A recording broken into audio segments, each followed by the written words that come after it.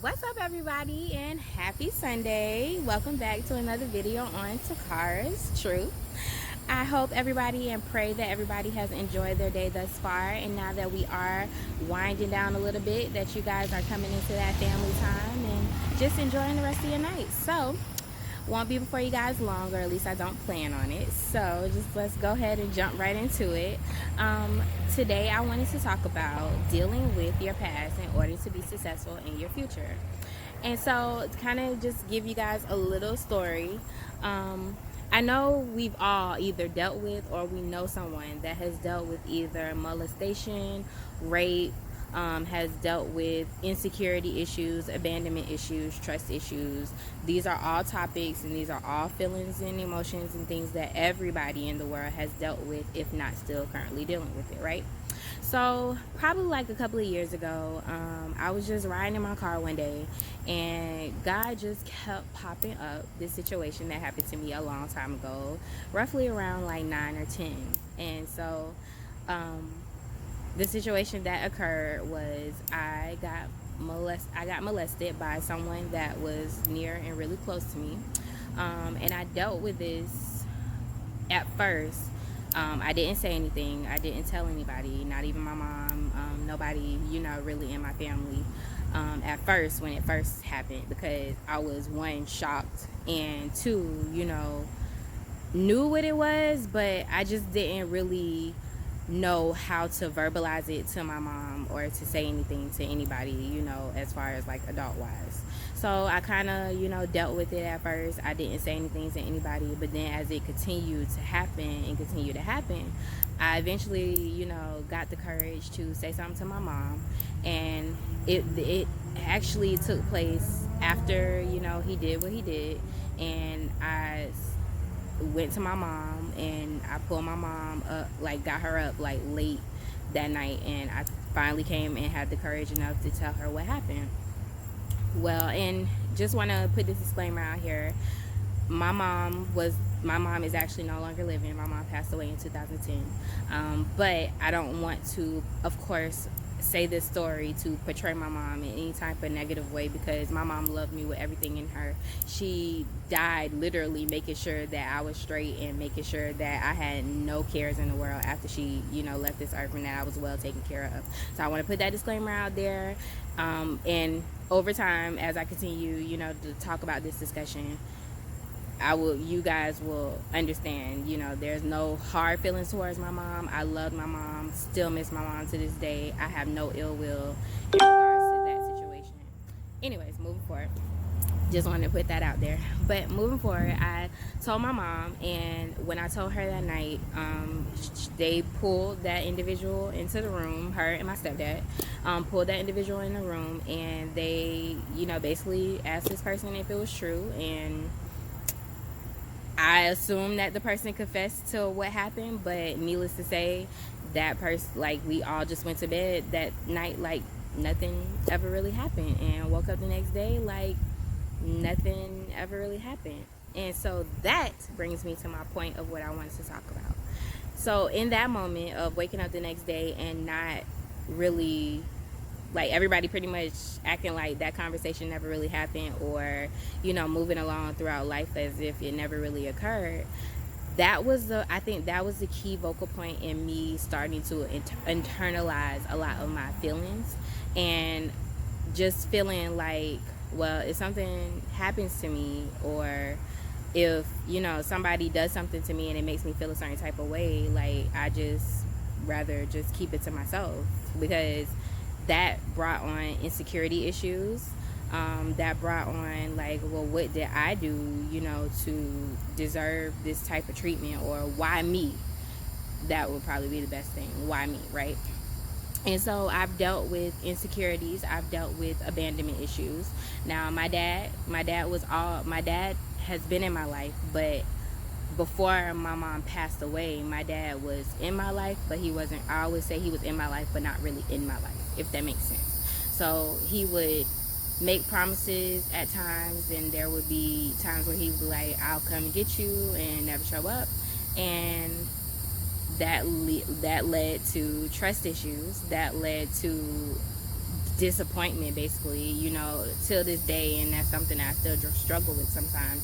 People will tell me things and they never follow through, and it makes me feel a certain type of way. Like, it really gets me upset, because in my mind I'm like, if you can't do it, just say that you can't do it. Don't tell me you're going to do something and then you don't follow through with it. That's just the type of person that I am. I'm the type of person, like, even for me, if I promise that I'm going to do something for somebody and I can't do it, then I will at least give them a heads up and let them know that I can't do it. I don't just ghost them. I don't just not show up. Like, I give an explanation as to why I don't show, because I just feel like that's common courtesy, right?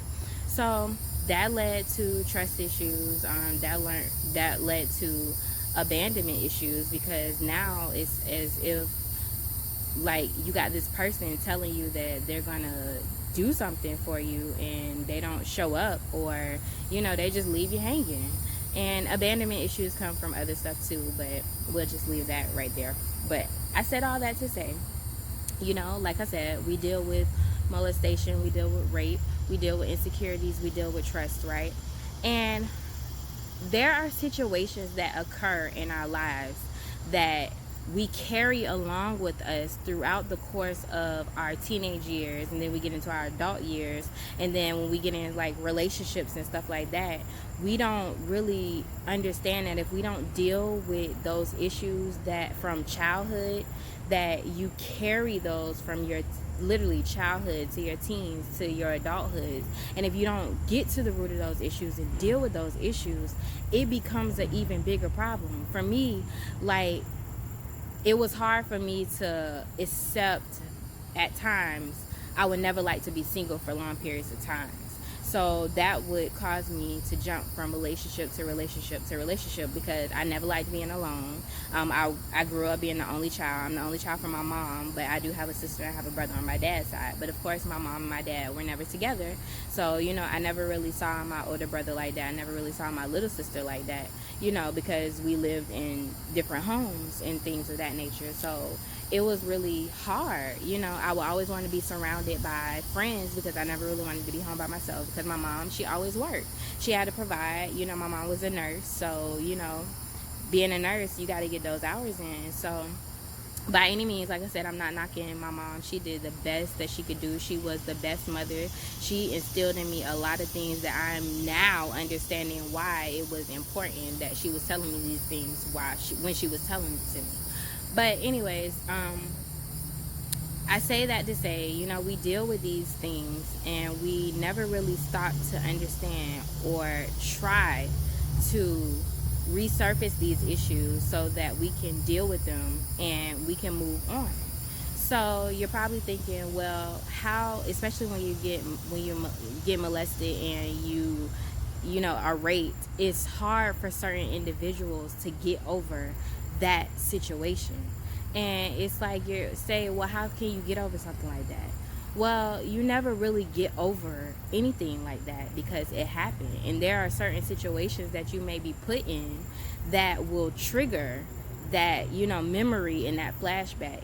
But I would say what helped me, especially with the molestation part, you know, of things, is I really had to sit down and I really had to think about it. And I had to go back in my mind to that day. And when I said, you know, like, my mom and my stepdad took that individual in, and, you know, he came out and there basically didn't seem like there was any consequences for, you know, this person or this individual's actions. That made me feel as though I really didn't have a voice. So it's like, okay, well, I come to you with something this big, and then it just seems as if this person has no consequence or no action. So now that makes me shut down. That makes me internalize everything, which is not healthy. So now moving on into my adulthood, it's like, well, when those feelings, or I had to go back and replay that in my mind, it was like I first had to understand and realize what happened to me actually happened in my family and a generation before me. So you get what I'm saying? Like, it seems as though that's a generational curse type thing. And so I say that to say, like, in that moment, I couldn't even imagine how my own mom felt, knowing that, oh my God, this happened to my child, and this is something that basically happened in my family when I was her age. So it's like, I feel like when it happened in her time, in the way that it happened, in the individual, you know, that it happened to, that she was close to, and she saw that nothing necessarily happened, now it's happening to her own daughter, and it's like, oh my God, like, what do I do? Like, I can't even imagine how she felt in that moment. And I'm not excusing, you know, any type of like behaviors. I want to put that out there. But I just say that to say, sometimes when we go through things in our childhood and we don't get the response that we are looking for, or the response that was needed in that moment, we have to take a understanding and a look that that person or that individual probably didn't get the necessary teachings, or they properly weren't displayed on how to handle that situation from another individual that was close to them, whether it be their mom or their dad. You get what I'm saying? Like, they didn't know how to handle it. So now that I'm older, like, I can understand that that probably was difficult and that probably was hard for her, and she probably dealt with it in her own way without even letting me know, because she could have felt like I wasn't there for my child. My child probably looks at me a certain type of way in X, Y, and Z. So now she's walking around carrying this guilt on her, and I'm just thinking, you know, that everything's okay, but she could have been dealing with all types of emotions in that moment. She probably didn't know how to handle it. So now that I'm older and now that I'm actually an adult, like, I understand that if our parents or our grandparents didn't get the proper teaching on how a situation should have been handled, now when that situation happens, you know, to their daughter or their son or anything of that nature, it has them in a place of being stuck because they don't know how to handle it. They don't know how to deal with it because they didn't get the proper teaching or understanding from their parents on how to handle the situation. So we must forgive that individual. We must forgive the individual that hurt us. We must forgive the individual that we finally confided in and opened up to and expressed to them what was going on with us or how we may have been feeling. And it doesn't even have to deal with molestation or rape. It could just be feeling like you're having suicidal thoughts, or you're feeling like nobody loves you, nobody cares. You could have grew up in a family where your mom and dad literally were alcoholics, or it could have been anything.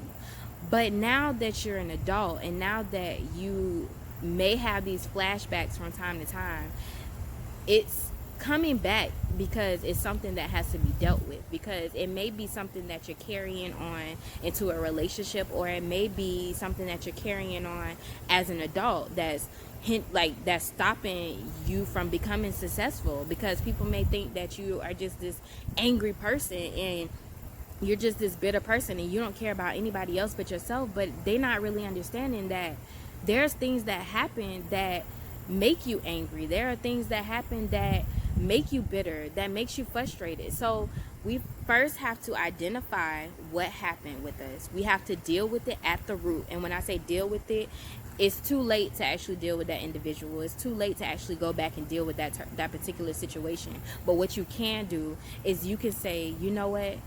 I no longer want to carry around this hurt. I no longer want to carry around this anger. I no longer want to carry around this pain and just be angry all the time and be mad all the time, because that's not who God intended us to be, number one. I'm not saying we always going to be happy. We're not always going to be happy. But God wants us to be joyful. He wants us to be happy within. So in order for us to be happy within, we have to deal with these pain. We have to deal with this frustration, because then when you get into a relationship, now you got trust issues. So now you could miss out on a perfect good opportunity of somebody who God really sent for you, but that person don't want to deal with you because you angry all the time. You always snapping. Every time you turn around, you snapping. Every time you turn around, you angry about this. You doing something and this person ain't doing something right, because of the emotions and the feelings that you have bottled down and have hid so deep down inside. You first have to deal with the issue. You then have to recognize it. If you get angry, if you cry, if you throw something, live in that moment, but don't let that whole situation or thing bog you down and keep you in a place of being stuck.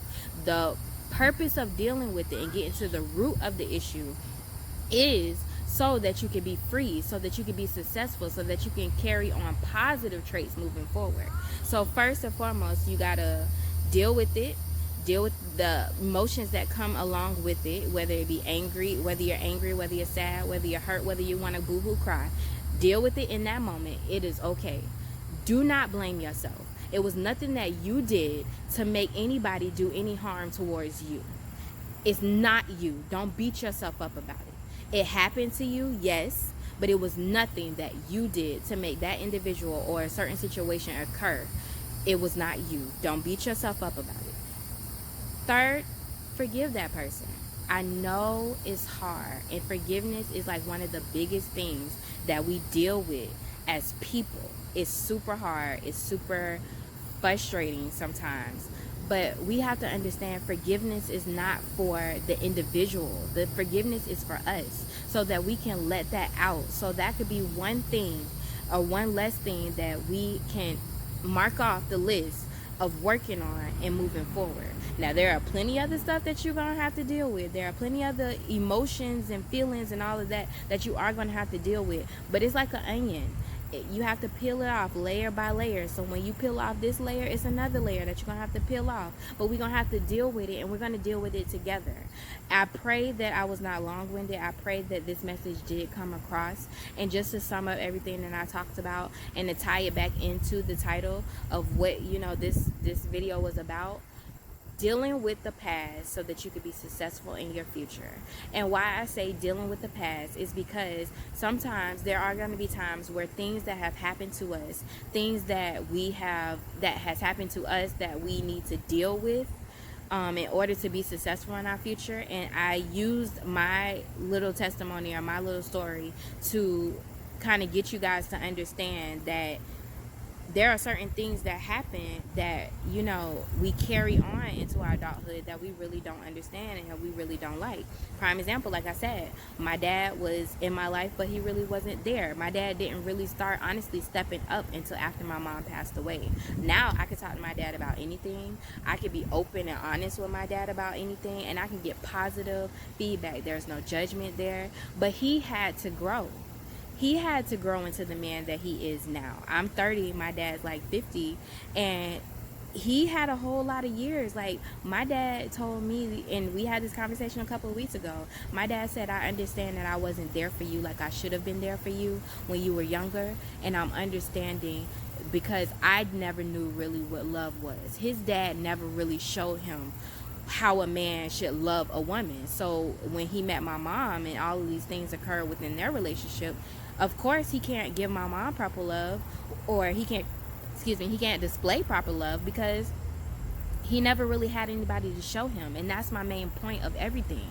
Sometimes when we bring situations to our parents or our grandparents or whoever it is that is over us and be responsible for us, sometimes when we bring things to them, it's not that they don't care, it's not that they don't love us, but they don't know how to deal with the situation honestly themselves. And I know, over time, a lot of things have changed. A lot of things, we have more resources and stuff now.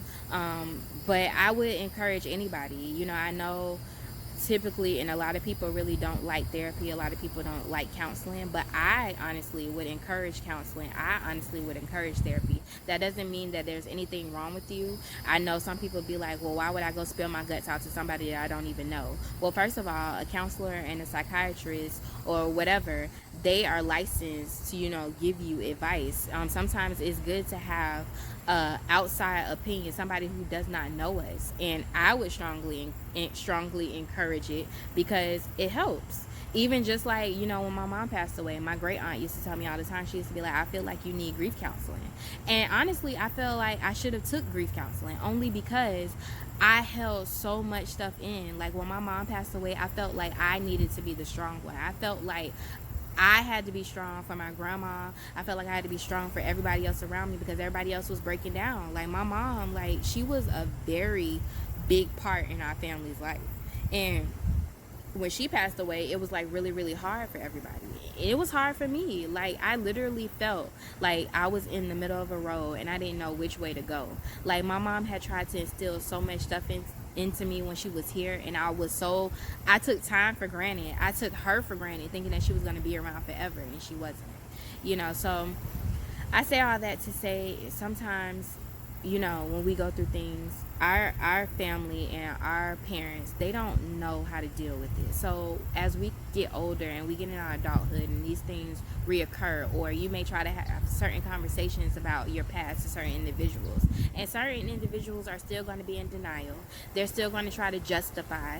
But again, you're releasing these things and dealing with these things how you need to deal with them, and releasing them how you need to release them, because it helps you. It will help you in your adulthood. It will help you as you continue to go out here and whatever, maneuver however you maneuver.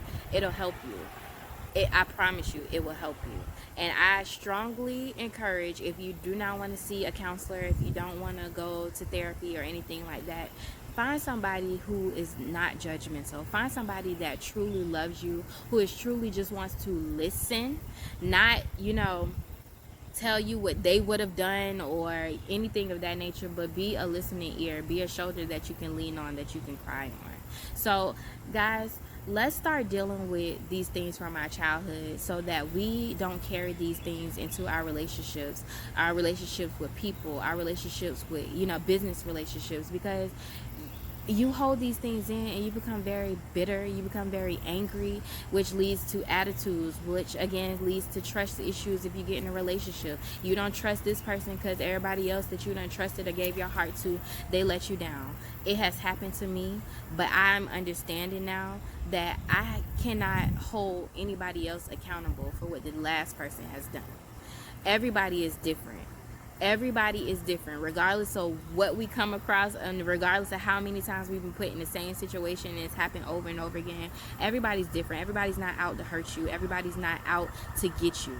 They just love you. They want to see you win, and there are true, genuine people out here, but you have to know and you have to use your discernment that God gives you to judge for yourself. If you're talking to somebody that has went and told your business 1,000 times, that's not the person that you need to be talking to or open up to or allow or share your feelings with, because this person doesn't have any good intentions. So you want to find somebody that is just going to listen, that's not going to talk over you, that's going to love you and actually care about your healing process, because this is a healing process. This is a journey. And adulthood does not come with a handbook, but trust and believe that as we continue to go through things, we have to learn from those situations. And the best part of going through things is learning from the situation. It may take you a little bit longer than some people. I'm 30, and there's a lot of mistakes that I have made continuously over and over and over again. But it comes to that final time where you got to make the decision to be like, you know what? I choose not to be angry anymore. I choose not to be bitter, frustrated. I'm not going to hold on to this thing anymore, because this thing is now taking power over me, thinking that it has roots to grow within, and it no longer has no room to grow. We kicking out anger, we kicking out frustration, we kicking out bitterness, and you have to want to do the healing. You have to want to be willing to go through this healing process and this healing journey. Trust and believe me, it's not easy. It's not going to be easy. You're going to cry. You're going to be angry all over again. You're going to be frustrated. But don't dwell in that place. Don't stay in that place, because we got to deal with it. We got to accept it. We got to forgive. Not just forgive the other person, but also just forgive ourselves. But don't beat yourself up about anything like that. Rape, molestation, because that was not your fault that happened. It wasn't. It wasn't my fault that it happened to me. Unfortunately, like I said, I feel that it's a generational curse. But what I'm doing is I'm standing up. I don't have girls, but I have boys. And just as well as girls can get molested and raped, boys can too. And I refuse for any generational curse to be passed down to my children. It's time for us to stand up, make a change, make a difference. We can do this. I pray that this has helped somebody. I pray that my message was not long-winded and that I did get my point across.